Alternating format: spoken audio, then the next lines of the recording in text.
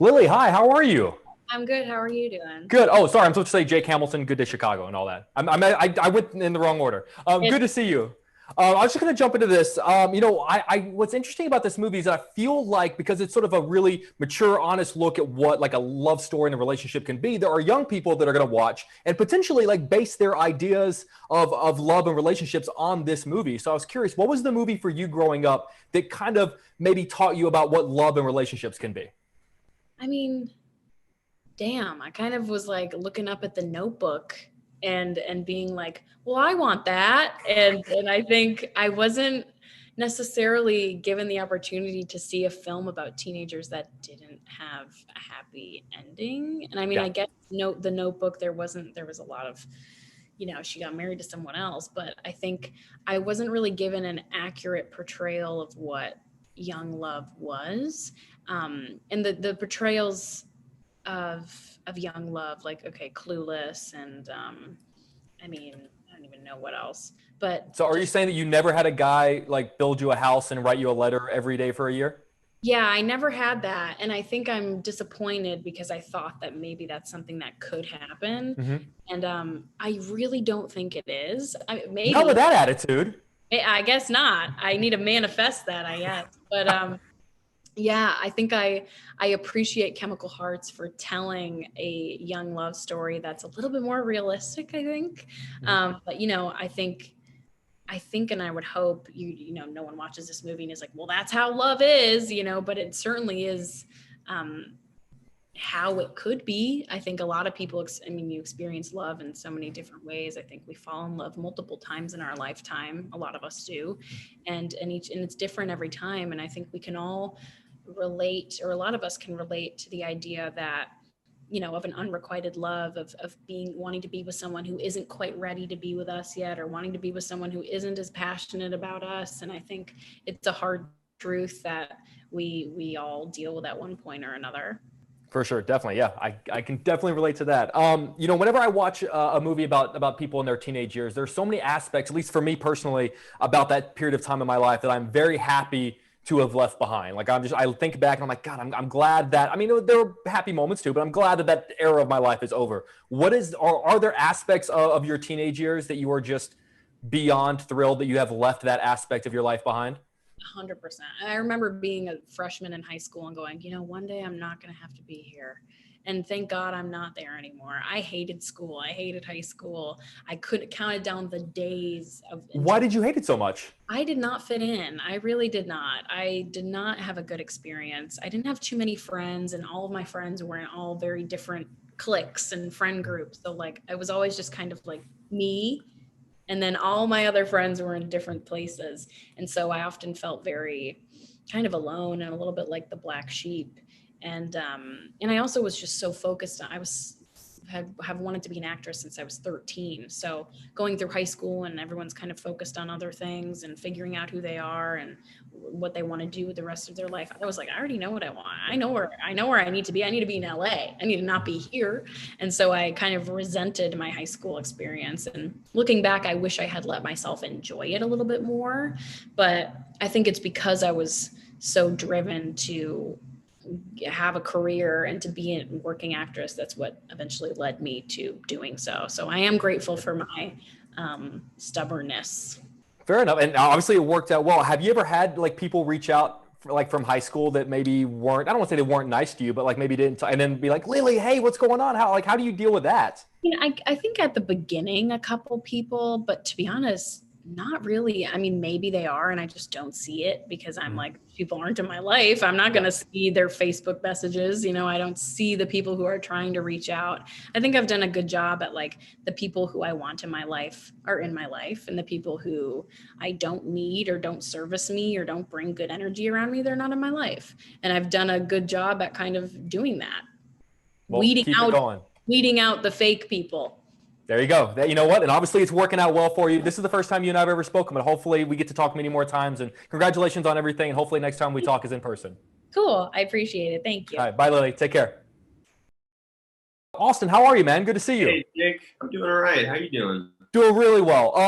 Whenever I watch this movie, one of the things I thought about was that there are going to be young people out there that are going to see this movie, and it's like a mature look at what a relationship can be, and they're going to sort of formulate their opinions and their perspectives on what love and relationship can be based on this movie. So I was curious for you growing up, what was the movie that kind of sort of taught you about what love and relationships can be? Oof, that's a good question. That is a very good question. I know you're doing a lot of these. I'm trying to come up with something you haven't been asked No, 10,000 times. that's good. That's good. I mean, I don't know, man. I mean, I remember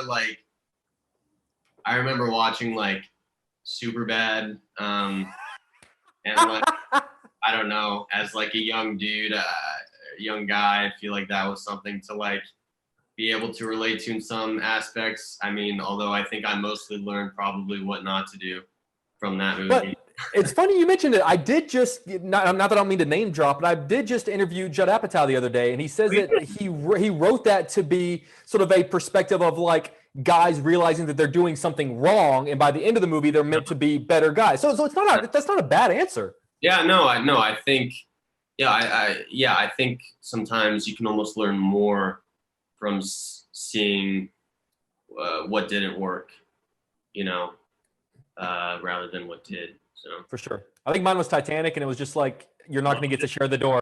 You don't get the door. You gotta freeze in the water. Learn from that. Yeah, there's a lot to you get to freeze. That's what you get. Yeah.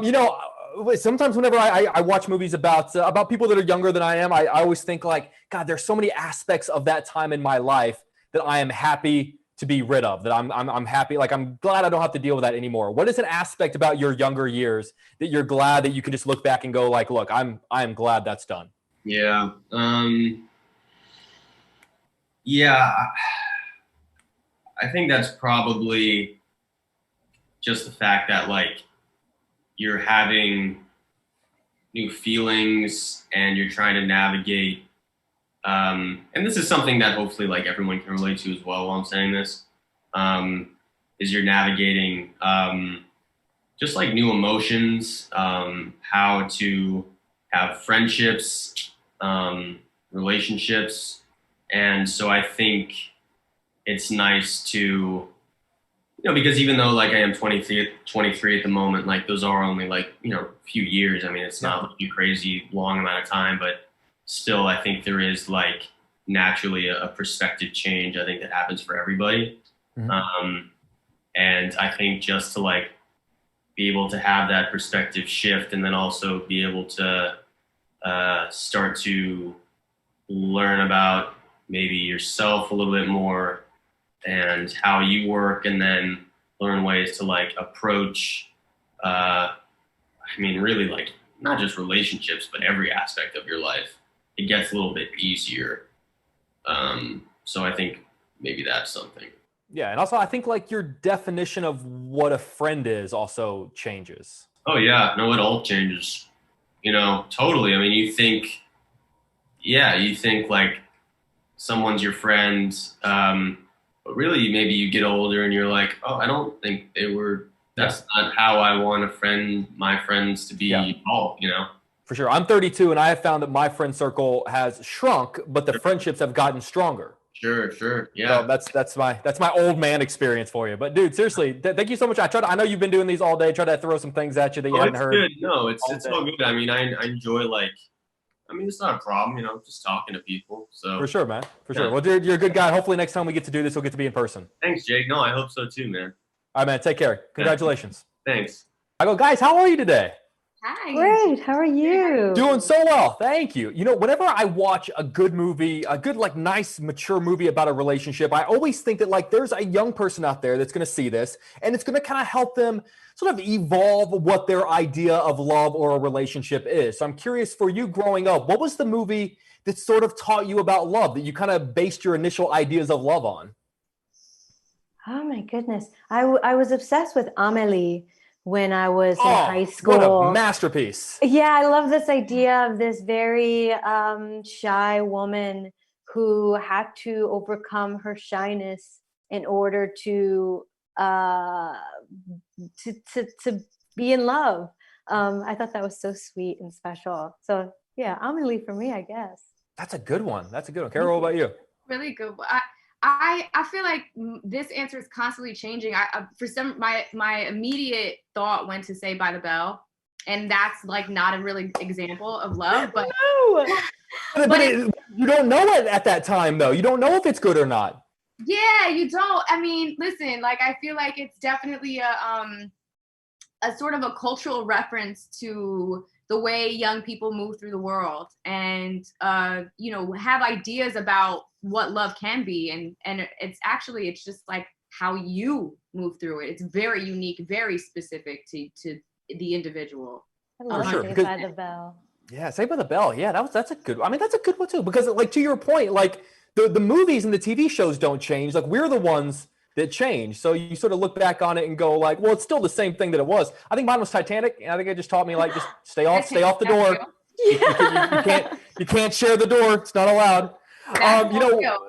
That's it. That's always it. Whenever I think back to high school, or whenever I see stories about high school or people like at a younger age, there are so many aspects of that time that I just think, like, I'm glad I don't have to deal with that anymore. I'm glad I'm past that part of my life. So I'm curious, are there any moments or any aspects of those early years that you're happy to be done with?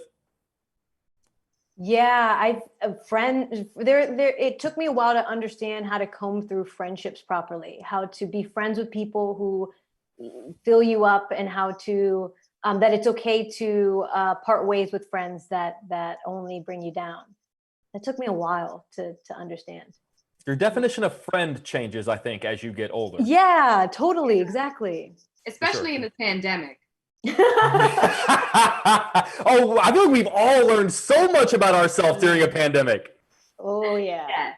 Yeah. Whenever my friends won't answer my calls, I'm like, what are you doing? I know you're home. You're not out. Right. Where are you rushing to? Yeah. You ain't got nowhere to go. Okay. Answer my phone calls. Carol, what about you? Whenever I asked that question, you had a really big smile on your face. It made me think that there was something that you're happy to be rid of. I think just like, you know, it's such a painful time. Like, I got to be completely honest with you. I remember being a teenager so well that, like, I remember how painful it was. I remember that my body was changing, that I didn't recognize the young child that I was. I was becoming a woman. And, you know, the way that the world sort of comes at you. I grew up in the city. I grew up in New York City. I'm a Harlemite. You know, I'm born and raised in Harlem. So, like, the city kind of comes at you fast. You see a lot very young. And then becoming a woman on top of that, there's just this is a very different cultural feeling of being a young brown woman in the world, you know, and being raised in a city. What I'm happy about is the fact that I have come out on the other side whole, because the city can really change a whole human. For sure. That's a perfect way of putting it. They're giving me the wrap. I've got so many more questions. This was a great interview. Thank you guys so much. This was fantastic. Thank you so much, Jake. Thank Guys, you, I hope you have a wonderful day. You're not allowed to like anyone else more than me. Okay.